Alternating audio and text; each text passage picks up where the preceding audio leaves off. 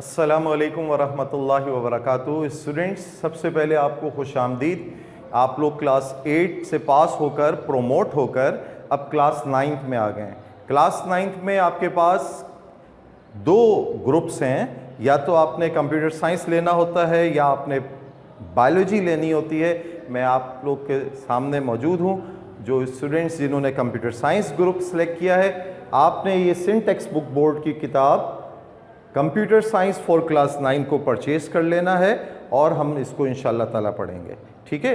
Board की तरफ से एक पॉलिसी बहरहाल ये आई हुई है कि क्लास 9th और 10th में दोनों में कंप्यूटर पढ़ा जाएगा, लेकिन फिल वक्त जो इसी पॉलिसी के तहत पहले 5 इसबाक हैं इस किताब के, वो क्लास 9 में पढ़े जाएंगे और इसके बाद रिमेनिंग 3 चैप्टर्स जो हैं, यूनिट जो हैं, वो क्लास 10 में पढ़े जाएंगे।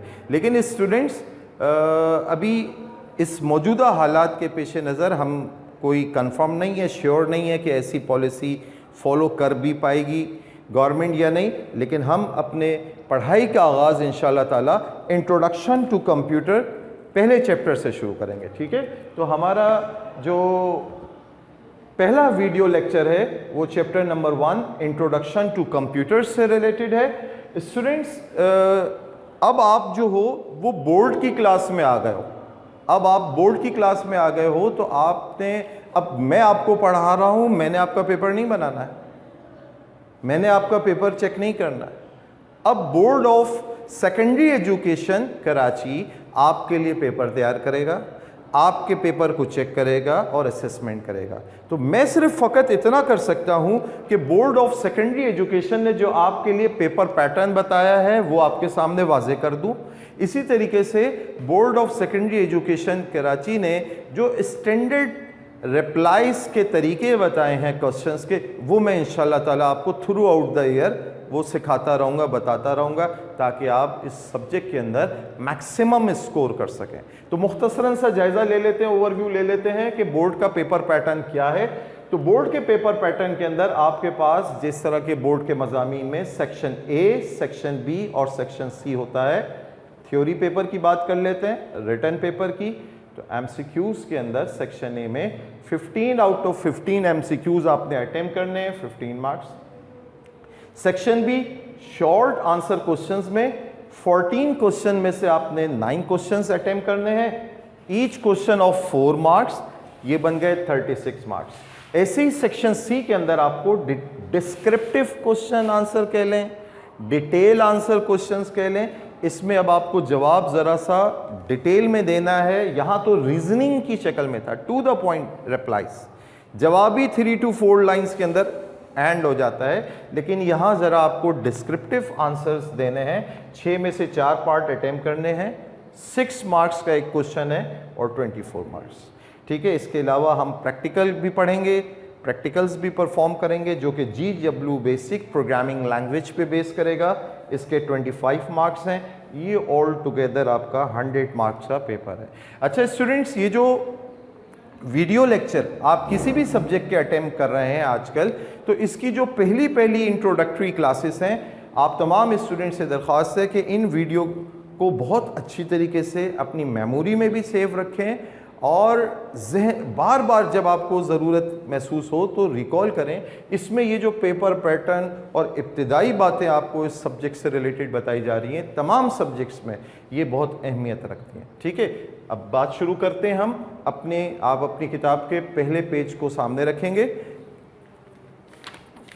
हम आज जो है पहली इंट्रोडक्टरी क्लास में पेज नंबर 1 को ही समझेंगे और आपने इसको रीड करना है। मैं इसकी मेन जो हेडिंग्स हैं, मेन कंटेंट्स हैं, वो आपसे शेयर करूंगा। सबसे पहली बात हमारे जहन में आती है, व्हाट इज़ कंप्यूटर। आपसे कोई सवाल कर सकता है, व्हाट इज़ कंप्यूटर।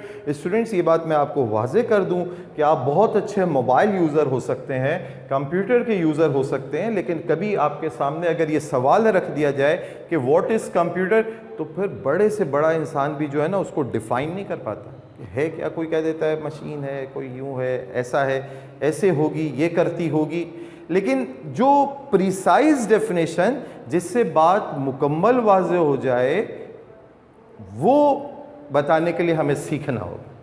ठीक है, तो इसको हम सीखते हैं व्हाट इज कंप्यूटर। तो स्टूडेंट्स, ज़ाहिरी तौर पे अगर फिजिकली देखा जाए तो एक कंप्यूटर इलेक्ट्रॉनिक कंपोनेंट से मिलके बना है, लिहाजा computer is an electronic device. आप ये भी एक जुमला किसी को कह सकते हैं कि computer is an electronic device, electricity से रन होती है, इलेक्ट्रॉनिक कंपोनेंट्स उसमें लगे हुए होते हैं। Secondly, it process the data eight amazingly fast speed. आप इसमें किसी भी किस्म की कोई प्रोसेसिंग कराएं तो ये बहुत तेजी से उसको बहुत फास्टली क्विकली आपको रिजल्ट्स रिस्पॉन्स देती है।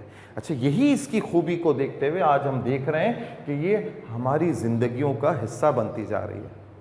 हमारे घरों में जो माइक्रोवेव ओवन है, हमारी गाड़ियां हैं, हमारे मोबाइल फ़ोन हैं, हमारे पास घरों में जो टेलीविज़न स्क्रीन्स हैं, हमारे घरों में लगे जो स्प्लिट एसीज़ हैं और जितने कंपोनेंट डिवाइसेस हैं, उन सब में ये कंप्यूटिंग डिवाइसेस, ये माइक्रो प्रोसेसर जो कि आगे जिक्र भी होगा, वो लगता जा रहा है। इसकी इसी अमेजिंगली फास्ट प्रोसेसिंग स्पीड को कंसीडर करते हुए ये आज हमारी ज़िंदगियों का हिस्सा बनी हुई है। हर कोई इसको यूज़ करना चाह रहा है, अपने वक्त को सेव करना चाह रहा है। और इंशाल्लाह आगे के कुछ लेक्चर्स में हम इसकी मेन एबिलिटीज़ को भी डिस्कस करेंगे, गुड एबिलिटीज़ को भी, कैपेबिलिटीज़ को डिस्कस करेंगे। तो इंशाल्लाह ताला वहाँ उसकी कुछ प्रोसेसिंग स्पीड के अलावा और भी बहुत सारी करैक्टरिस्टिक्स जिसकी वजह से आज हमारी ज़िंदगियों में इतनी ज़्यादा इन्वॉल्व हो गई है, उसका जिक्र आएगा। अच्छा, नाउ अर्लियर कंप्यूटर्स का कुछ जिक्र करते हैं। शुरू के वक्त के जो कंप्यूटर्स थे वो सिर्फ और सिर्फ नंबर को प्रोसेस करना जानते थे, वो नंबर के ऊपर कैलकुलेशंस करते थे। जहन में सवाल ये आता है कि अगर एक कंप्यूटर सिर्फ नंबर को, न्यूमेरिक डेटा को प्रोसेस करने की सलाहियत रखता होगा तो वो तो कैलकुलेटर भी कर सके दे सकता है मुझे, मैं कंप्यूटर फिर क्यों ख़रीदूं? तो जनाब, आज के दौर का जो कंप्यूटर है, वाई कंप्यूटर वाला क्वेश्चन जो आपके जहनों में आएगा, वो उसका जवाब ये बनता है कि आज के दौर का कंप्यूटर सिर्फ न्यूमेरिक डेटा नहीं प्रोसेस कर रहा, it can process numeric data as well as alpha numeric data, alphabets को भी प्रोसेस कर रहा है। और अब तो स्टूडेंट्स, आप सब लोग बहुत अच्छे से फैमिलियर होते जा रहे हैं इन तमाम डिवाइसेस से। न्यूमेरिक के साथ साथ अल्फा न्यूमेरिक अब वर्ड्स को भी प्रोसेस कर सकता है, तस्वीर को प्रोसेस कर रहा है, आवाज़ ऑडियो को प्रोसेस कर रहा है, वीडियो को प्रोसेस कर रहा है, ग्राफ्स पिक्चर्स को प्रोसेस कर रहा है। तो अब जो आज के दौर का कंप्यूटर है वो पहले वाले कंप्यूटर के मुकाबले में सिर्फ नंबर्स को प्रोसेस करने के लिए नहीं मौजूद, वो कैलकुलेटर के मुकाबले में कई गुना ज़्यादा स्टोरेज कैपेसिटी भी रखे हुए। तो अगर सिर्फ नंबर को हमें प्रोसेस करना होता तो वो तो कैलकुलेटर काफ़ी था, लेकिन हम कंप्यूटर की तरफ इसलिए आए और रोज़ इसमें एडवांसमेंट इसीलिए आ रही है कि ये numeric as well as alpha numeric data को भी प्रोसेस करने की सलाहियत रखता है। तो आज की क्लास की हमारी सादा डेफिनेशन जो सामने आई है, हम ये कह सकते हैं कि computer is a device which process data, data को प्रोसेस करने वाली डिवाइस को हम कंप्यूटर कहते हैं। Process is very vast in its meaning. Process का वर्ड जो है वो सादा नहीं है, वो मुख्तसर नहीं है कि बस मैंने कह दिया डेटा। प्रोसेस के मायने बहुत वास्ट हैं, इसके अंदर कई तरह की प्रोसेसिंग है। डेटा का अरेंज करना अल्फ़ाबेटिकल ऑर्डर में, उनको आपस में कंबाइन करना, उसमें कुछ तब्दीली करना, अपडेशन करना, ये इसी तरीके के और बहुत सारे काम, ये सब प्रोसेसिंग। प्रोसेसिंग किसी एक चीज़ का नाम नहीं है, ठीक है। कई तरह के प्रोसेसिंग, डेटा प्रोसेस होता रहता है और मीनिंगफुल से मीनिंगफुल फॉर्म में आके फाइनली इंफॉर्मेशन रिवाइज और अपडेटेड होती जाती है। इसको भी इंशाल्लाह ताला हम और डिटेल में अपने अगले लेक्चर्स में डिस्कस करेंगे। At present computer is a device which process data, ठीक है। इतना सादा सी बात भी की जा सकती है। एक्चुअल डेफिनेशन अगले लेक्चर्स में आएगी इंशाल्लाह। नाउ बस आखिरी एक सवाल आपके सामने रख रहा हूँ, जहन में सवाल आता है, ये सब काम जो कंप्यूटर कर रहा है, who directs the computer to process the data.